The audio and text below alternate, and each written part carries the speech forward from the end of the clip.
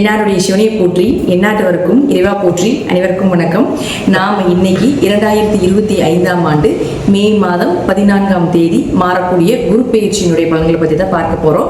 அதற்கு முன்னாடி நம்மளுடைய சேனலை சப்ஸ்கிரைப் பண்ணிக்கோங்க. மே மாதம் 14ஆம் தேதி குரு பகவான் ரிஷப ராசியிலிருந்து மிதுன ராசிக்கு பயிற்சி ஆகிறார். 5 ராசிகளுக்கு மிகப்பெரிய யோகத்தை வாரி வழங்க போறார். அதில் பார்த்துட்டீங்கன்னா உங்களுக்கு துலாம், தனுசு, கும்பம், ரிஷபம் மற்றும் சிம்மம் இந்த 5 ராசிகளுக்கு மிகப்பெரிய அதிர்ஷ்டங்களையும் மீதி இருக்கக்கூடிய ராசிகளுக்கு ஒரு மத்தியமமான ஒரு அமைப்பையும் நிச்சயமாக ஏற்படுத்தி கொடுப்பாரு அப்படிங்கிறது உண்மை. குரு அப்படின்னு சொல்லக்கூடியவர் முழுக்க முழுக்க அவர் ஒரு சுப கிரகம். யாருக்கும் பெரிய அளவுக்கு கெடுதலை செய்வதில்லை. 6ஆம் இடத்துல, 8ஆம் இடத்துல, 12ஆம் இடத்துல மறைந்தாலும் கூட ஒரு பிரச்சனைகளை கொடுத்து பின்பு நன்மைகளை கொடுப்பார் அப்படிங்கறது உண்மையை தவிர, குருவை பொறுத்த வரைக்கும் குரு பயிற்சி ஆகிறாரு அப்படின்னாலே அதீத நன்மைகளை தான் நமக்கு தரப்போகிறார் அப்படிங்கறது நம்ம மனசுல நினைச்சுக்கணும். அடுத்தது பாருங்க, மிதுன ராசிக்கு மட்டும் என்ன பண்ணுவாருன்னா, உங்க ராசிக்குள்ள வரும் பொழுது உங்களுடைய கெட்டது எல்லாத்தையுமே விலக்கி, கெட்ட சேர்க்கைகள், கெட்ட நண்பர்கள், கெட்ட தொடர்புகள் எல்லாத்தையுமே விலக்கி உங்களுக்கு நன்மைகளை மட்டுமே பெற்றுக் கொடுப்பார் அப்படிங்கிறது தான் இந்த குரு பயிற்சியினுடைய முழு பலன் ஆகும். அதே போல குரு ஒரு இடத்துக்கு மாறும் பொழுது அந்த வீட்டினுடைய அந்த கிரக நிலைகள், அது மட்டும் இல்லாம அந்த துறைகள் எல்லாமே புகழடையும், பெயர் வாங்கும். அதே போல அதுல இருக்கக்கூடிய திறமைகள் மூலமாக பரிசுகளும் பாராட்டுகளும் கிடைக்கும் அப்படிங்கறத பாத்துக்கலாம். ஜாதகத்துல உங்க ஜாதகம் எப்படி வேணா இருந்துட்டு போலாம், என்ன தசாபுத்திகள் வேணா நடக்கலாம், என்ன மாதிரி விஷயங்கள் இருந்தாலும் கூட குரு மிதுன ராசிக்கு வரும் பொழுது புதன் சார்ந்த விஷயங்கள் எல்லாமே பிரபலம் அடைவீங்க அப்படிங்கறத உண்மை. அது நான் என்னென்ன துறைகள்னு சொல்றேன், அந்த துறைகள்ல நீங்க இருக்கீங்களா அப்படிங்கறத பாருங்க. அதுல கல்வித்துறை, ஸ்கூல் சம்பந்தப்பட்ட விஷயங்கள், இன்ஸ்டிடியூட் சம்பந்தப்பட்டது, காலேஜ் சம்பந்தப்பட்ட கல்வித்துறைகள் அனைத்துமே பிரபலமாகும். தபால் துறை, தகவல் தொடர்பு துறைகள், சுற்றுலாத்துறை, போக்குவரத்து துறை, கம்ப்யூட்டர் சார்ந்த துறைகள், பினான்ஸ் சம்பந்தப்பட்டது, ஐடி துறை சம்பந்தப்பட்டது, புதிய புதிய கண்டுபிடிப்புகள் சம்பந்தப்பட்டது, ஜோதிடம், ஆன்மீகம் சம்பந்தப்பட்டது, கலைகள் சம்பந்தப்பட்டது, அதிலே கலைகளிலும் முக்கியமானது நகைச்சுவைகள் சம்பந்தப்பட்டது, திருநங்கைகள் சம்பந்தப்பட்டது, இது எல்லா துறையிலும் இருக்கக்கூடியவர்களும் பிரபலம் ஆவாங்க. அதே போல இந்த துறையில் இருக்கக்கூடியவர்களுடைய வீட்டிலையும் சுப நிகழ்ச்சிகள், திருமணம் சார்ந்த விஷயங்கள், நீங்க என்னெல்லாம் சக்சஸ் பண்ணணும், டிரான்ஸ்பர் ஆகணும், என்ன மாதிரி நீங்க உங்களுக்கு சாதகமான ஒரு நற்பலன்கள் வேண்டும் அப்படின்னு நினைக்கிறீங்களோ அது எல்லாமே நடக்கும். இது குறிப்பிட்டு துலாம், தனுசு, கும்பம், ரிஷபம், சிம்மம் அப்படி இருக்கக்கூடிய ராசிகளாக இருந்தால் இன்னும் நான் சொல்வதை விட மிகுந்த நற்பலன்கள் அப்படிங்கிறது நிச்சயமாக கிடைக்கும் அப்படிங்கிறதுல மாற்றுக்கிறதே கிடையாது.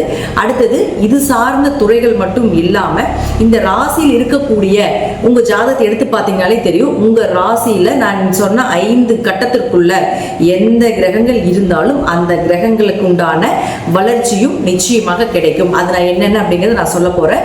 இப்போ முதல்ல குரு ஒரு இடத்தில் இருந்தால் என்ன பலன்களை கொடுப்பார், அவர்களுடைய பார்வைக்கு என்ன பலன் அப்படிங்கிறதை பார்க்கலாம். அடுத்தது அந்த கிரக நிலைகளுக்கு என்ன பலன் அப்படிங்கிறதை பார்க்கலாம். நாம எல்லாரும் கேட்டதற்கு இணங்க பரிகார வகுப்பு அப்படிங்கறத நம்ம ஒன்று எடுத்துட்டு இருக்கிறோம். அது கீழே டிஸ்கிரிப்ஷன் பாக்ஸ்ல வாட்ஸ்அப் லிங்க் கொடுத்துருக்கிறோம். இது ரொம்ப எளிமையான விஷயங்கள், பொதுவான பரிகாரங்களாக வழிபாடுகளாக இல்லாம அனைத்துமே கோவில் வழிபாடுகள், நீங்களே செய்து கொள்ளக்கூடிய ஒரு எளிமையான பரிகார வகுப்பு இது. இதுல 60க்கும் மேற்பட்ட நீங்களே தெரிந்து கொண்டு எளிமையாக செய்யக்கூடிய ஒரு விஷயங்களாக இருக்கும். இது ஜோதிடர்களுக்கு உண்டான சூட்சமமான பரிகார வகுப்பு. இதை நான் இப்போ உங்களுக்கு தரப்போற விருப்பம் இருக்கக்கூடியவர்கள் கீழே இருக்கக்கூடிய வாட்ஸ்அப் லிங்க்ல ஜாயின் பண்ணிக்கோங்க. இப்ப நாம ஒவ்வொரு ராசிக்கும் இந்த குரு பயிற்சி மூலமாக என்னென்ன நடக்கும் அப்படிங்கறத நம்ம பார்க்கலாம். மிதுன ராசிக்கு உண்டான குரு பயிற்சி பலன்கள். மிதுன ராசியை பொறுத்த வரைக்கும் பார்த்துட்டீங்கன்னா உங்க ராசிக்குள்ள குரு இருக்கிறார்.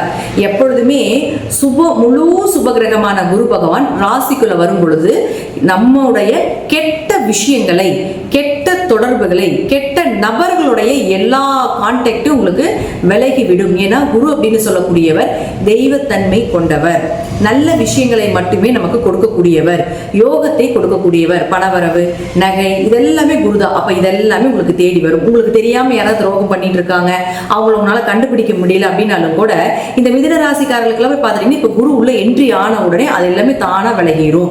கெட்ட நபர்கள் மட்டும் இல்ல, வேற ஏதாவது ஒரு தெரியாத ஒரு கெட்ட நெகட்டிவான விஷயங்கள் இருந்தாலும் கூட அது எல்லாமே விலக்கி கொடுத்துருவார். இது வந்த உடனே முதல்ல செய்யக்கூடிய ஒரு வேலை. அடுத்தது பாருங்க, ஒரு நல்ல நபர்களுடைய தொடர்பு, உங்களுடைய தொழிலாக இருந்தாலும் சரி, உங்களுடைய வேலைகள் எதுவாக இருந்தாலும் சரி, ஒரு நல்ல கான்டாக்டை உங்களுக்கு நிச்சயமாக ஏற்படுத்தி கொடுப்பார். அவர்களை நம்பி நீங்க செய்யும் பொழுது உங்களுக்கு நல்ல ஒரு வெற்றிகளை கொடுத்தே தீரும் அப்படிங்கிறது மாற்றமில்லை. அடுத்தது பாருங்க, இந்த குரு அப்படின்னு சொல்லக்கூடியவர் 7 மற்றும் 10ஆம் அதிபதி. இந்த 7 அப்படிங்கிறது திருமணம்னு சொல்றோம் இல்லைங்களா, திருமணம், பார்ட்னர் போட்டு தொழில் பண்ணக்கூடிய ஒரு இடம், இதெல்லாமே எல்லாமே 7ஆம் இடம் தான். அந்த 7ஆம் இடத்து அதிபதி லக்னத்துக்கு, அதாவது உங்க ராசிக்குள்ள வரும் பொழுது திருமண வரன் கண்டிப்பாக நடந்தே தீரும். அதுவும் நீங்க எதிர்பார்த்ததுபடி நீங்க நல்ல வரனா, உங்களுக்கு என்ன மாதிரி வரன்கள் வேணும், நீங்க எப்படி எதிர்பார்த்திருக்கிறீங்களோ அதே போல நல்ல வரன்கள் கிடைத்தே தீரும் அப்படிங்கிறதுல மாற்றமே கிடையாது. 7ஆம் இடம் அப்படிங்கிறது பார்ட்னர் போட்டு தொழில் பண்ணிட்டு இருக்கிறீங்க. கடந்த காலத்துல எல்லாமே பார்த்தீங்கன்னா மிதுனராசிக்காரர்களுக்கு பார்ட்னர் போட்டு தொழில் பண்ணி ஒரு இழப்புகள், ஒரு அவமானங்கள் இதெல்லாம் நடந்துட்டு இருந்தாலும் கூட இனி வரக்கூடிய காலகட்டங்களில் ஒரு நல்ல லாபங்களை கொடுக்கக்கூடிய ஒரு அமைப்பு, நல்ல பெயர் புகழோட அந்யூன்யமாக இருக்கக்கூடிய ஒரு அமைப்பு இதெல்லாமே ஏற்படுத்தி கொடுத்து விடுவார். 7ஆம் இடம் அப்படிங்கிறது பரிகார ஸ்தானம்னு சொல்றோம். இந்த 7 அப்படிங்கிறது உங்க ஜாதகத்துல எப்பேற்பட்ட தோஷங்கள் இருந்தாலும் சரி, உங்க ஜாதகத்துல ஜோதிடர்கள் நம்ம சொல்லிப்போம் இல்லைங்களா, இந்த தோஷம் பெண் சாபம் இருக்கு, பித்திரு சாபம் இருக்குது, மாத்துரு சாபம் இருக்குது, தந்தையினுடைய சாபம் நிறைய சொல்லியிருப்போம் இல்லைங்களா. அது போல ஏதாவது ஒரு விஷயங்கள் இருந்தால் இந்த காலகட்டங்களில் குரு உங்க ராசிக்குள்ள இருக்கும் பொழுது நீங்க சென்று பரிகாரங்களோ அல்லது வழிபாடுகளோ நீங்க செய்தால் சர்வ தோஷங்களையும் நிவர்த்தி செய்து கொடுக்கும். ஏன்னா குரு பார்க்க கோடி நன்மைகள், சகல தோஷங்களும் நிவர்த்தி செய்யக்கூடிய ஒரு கிரகம் தான் குரு. அப்போ மிதுனராசிக்காரர்கள் இந்த வருடம் இந்த குரு வரக்கூடிய இந்த காலகட்டங்கள் எல்லாமே பார்த்துட்டீங்கன்னா நிறைய வழிபாடுகள் செய்ய செய்ய செய்ய செய்ய உங்களுக்கு நன்மைகளை ஏற்படுத்தி கொடுத்தே தீரும் அப்படிங்கிறதுல மாற்றமே கிடையாது. அப்ப அவரே உங்களுக்கு 10ஆம் அதிபதியுமாகி ராசிக்குள்ள நிற்கும் பொழுது புதிய தொழில் தொடங்குவதற்கு உண்டான வாய்ப்புகள், தொழில் பண்ணிட்டு இருந்தீங்கனாலும் கூட அதுல வந்து இன்னொரு பிரான்ச்சஸ் ஓபன் பண்றது, அதே போல தொழிலை விரிவுபடுத்தக்கூடிய ஒரு அமைப்பு இதெல்லாமே ஏற்படுத்தி கொடுப்பார். 10ஆம் இடம் அப்படிங்கிறது தொழில் மட்டும் இல்லாம உங்களுடைய பதவியை சொல்லக்கூடிய ஒரு இடம். அப்போ அரசியல்வாதிகளா இருக்கிறீங்க, ஏதாவது ஒரு நல்ல பதவியிலிருந்து இன்னொரு பதவிக்கு போகணும், ஒரு டிரான்ஸ்பர் கிடைக்கணும் அப்படின்னு நீங்க நினைச்சீங்கன்னா நிச்சயமாக நல்ல பதவிகள் கிடைக்கும், எதிர்பார்த்த பதவிகள் கிடைக்கும், பெயர் புகழ் கிடைக்கும், டிரான்ஸ்பர் கிடைக்கும், ப்ரமோஷன் கிடைக்கும். நீங்க இருக்கின்ற இடத்திலிருந்து ஒரு ஸ்டேஜ் அப்படிங்கிறது நிச்சயமாக ஏற்படுத்தி கொடுப்பார். அடுத்த படிக்குண்டான வாய்ப்பை இந்த மிதுன ராசிக்கு நிச்சயமாக ஏற்படுத்தி கொடுப்பார். 10ஆம் இடங்கிறது கர்மஸ்தானம்னு சொல்றோம். உங்களுடைய முற்பிரிவினுடைய நல்ல கர்மாவா தீய கர்மாவா அப்படிங்கிறது 10ஆம் இடத்தை பார்த்தா நம்ம தெரிஞ்சுக்கலாம். அப்போ அந்த கர்மாவை இந்த காலகட்டங்கள்ல நீங்க கழிக்கும் பொழுது உங்களுக்கு நல்ல தீய கர்மா விலகி நல்ல கர்மா அப்படிங்கிறது வேலை செய்யறதுக்கு ஆரம்பிக்கும் அப்படிங்கிறதுல மாற்றம் இல்லை. அடுத்தது இது எல்லாமே நம்ம வந்து குரு 7 10ஆம் அதிபதியாகி லக்னத்தில் இருந்தாலும் குரு ராசிக்குள்ள இருந்தாலும் என்ன இது மிதுன லக்னத்துக்கும் பொருந்தும் மிதுன ராசிக்கும் பொருந்தும். அப்போ இப்படி எல்லாம் இருந்தா என்ன நடக்கும் அப்படிங்கறதை நம்ம பார்த்துட்டோம். அடுத்தது நான் சொல்லியிருக்கக்கூடிய இந்த ஸ்டார் போட்டிருக்கக்கூடிய கட்டங்கள்ல ஸ்கிரீன்ல பாத்தீங்கன்னா உங்களுக்கு தெரியும். இந்த ஸ்டார் போட்டிருக்கக்கூடிய கட்டங்கள்ல உங்க ஜாதகத்துல என்னென்ன கிரகங்கள் இருக்கு அப்படிங்கறத பாருங்க. அதெல்லாம் இருந்தா நிச்சயமாக இந்த வருடம் இது நடந்தே தீரும். முதல்ல புதன் யாரு உங்களுக்கு 1 மற்றும் 4ஆம் அதிபதி. இந்த ஸ்டார் போட்டிருக்கக்கூடிய கட்டங்கள்ல எங்க புதன் இருந்தாலும் பெயர் புகழ் மதிப்பு மரியாதை, அதே போல பாத்துட்டீங்கன்னா நீங்க இருக்கின்ற இடத்திலிருந்து ஒரு நல்ல புகழின் உச்சிக்கு கொண்டு போகக்கூடிய ஒரு அமைப்பு இதெல்லாமே ஏற்படுத்தி கொடுப்பார். அதே போல 5 ராசி கட்டங்கள் சொன்னோம் இல்லைங்களா, இந்த ராசி கட்டத்துக்குள்ள உங்க ஜாதகத்துல என்னென்ன கிரகங்கள் இருக்குன்னு பாருங்க. அந்த கிரகம் இருந்தால் நான் சொல்வது கண்டிப்பாக இந்த வருடம் நடந்தே தீரும். முதல்ல உங்களுக்கு இது மிதுன லக்னத்துக்கும் எடுத்துக்கலாம்னு சொல்லியிருக்கேன், மிதுன ராசிக்கும் எடுத்துக்கலாம். 1 மற்றும் 4ஆம் அதிபதியான புதன் இந்த ராசி கட்டத்தில் இருந்தால் நிச்சயமாக உங்களுக்கு பண வரவு உண்டு. பெயர் புகழ் மதிப்பு மரியாதை, பெரிய மனிதர்களுடைய தொடர்பு, பெரிய கான்டாக்ட் எல்லாமே நிச்சயமாக உங்களை தேடி வரும். கெட்ட சகவாசங்கள் விலகும். நல்ல நண்பர்களுடைய தொடர்புகளை ஏற்படுத்தி கொடுக்கும். நல்ல படிப்பு, நல்ல நாலேஜ், புதிய புதிய விஷயங்களை கண்டுபிடிக்கக்கூடிய ஒரு அமைப்பு இதெல்லாமே ஏற்படுத்தி கொடுத்து விடுவார். வீடு மனை இடம் வாங்கக்கூடிய ஒரு அமைப்பு, அதே போல வண்டி வாகனங்கள் புதிதாக வாங்கக்கூடிய ஒரு அமைப்பு, ஆரோக்கியம் சிறப்பாக இருக்கிறது, தாய் மூலமாக உதவிகள் கிடைப்பது, உறவினர்கள் மூலமாக உதவிகள் கிடைப்பது இதெல்லாமே ஏற்படுத்தி கொடுத்து விடுவார். உங்களுக்கு பல நாளா நோய் இருந்தாலும் கூட ஒரு நல்ல மருத்துவர் அமைவதற்குண்டான வாய்ப்பு இதெல்லாமே ஏற்படுத்தி கொடுத்து விடுவார். அடுத்தது சூரியன். இந்த சூரியன் இந்த கட்டங்களில் இருந்து விட்டால் முயற்சிகள் கைகூடுவது, தைரியம் அதிகமாவது, உங்க இளைய சகோதரர்கள் மூலமாக உங்களுக்கு உதவிகள் கிடைப்பது, விஜய வீரிய ஸ்தானம்னு சொல்றோம், நிறைய கான்டாக்ட் கிடைப்பது, அதே போல பாருங்க எங்க போனாலும் வெற்றி வாகை சூடக்கூடிய ஒரு அமைப்பு இதெல்லாமே ஏற்படுத்தி கொடுப்பார். காரிய ஜெயங்கள் உண்டாவது இதெல்லாமே உண்டு. அடுத்தது பாருங்க சுக்கிரன். இந்த சுக்கிரன் சொல்லக்கூடியவர் உங்களுடைய ராசிக்கு 5 மற்றும் 12ஆம் அதிபதி. இவர் வந்து இந்த ராசி சக்கரத்தில் இருந்து விட்டால் கண்டிப்பாக உங்களுக்கு குழந்தை பிறந்தே தீரும். உங்களுடைய அதிர்ஷ்டங்கள் மிக பெரியதாக ஏற்படுத்தி கொடுக்கறதுக்குண்டான வாய்ப்புகள் உண்டு. ஜாதகத்துல எப்பேற்பட்ட அதிர்ஷ்டங்கள் யோகங்கள் இருந்தாலும் 5ஆம் இடம் வலுத்தால் மட்டும்தான் அந்த அதிர்ஷ்டங்கள் எல்லாமே வேலை செய்யும். அப்போ இந்த லாட்டரி ஷேர் மார்க்கெட் யோகம் இதெல்லாம் நம்ம சொல்றோம் இல்லைங்களா, இதெல்லாமே 5ஆம் இடம் வலுவாக இருந்தால் மட்டும்தான் அதன் மூலமாக நமக்கு லாபங்கள் கிடைக்கும்.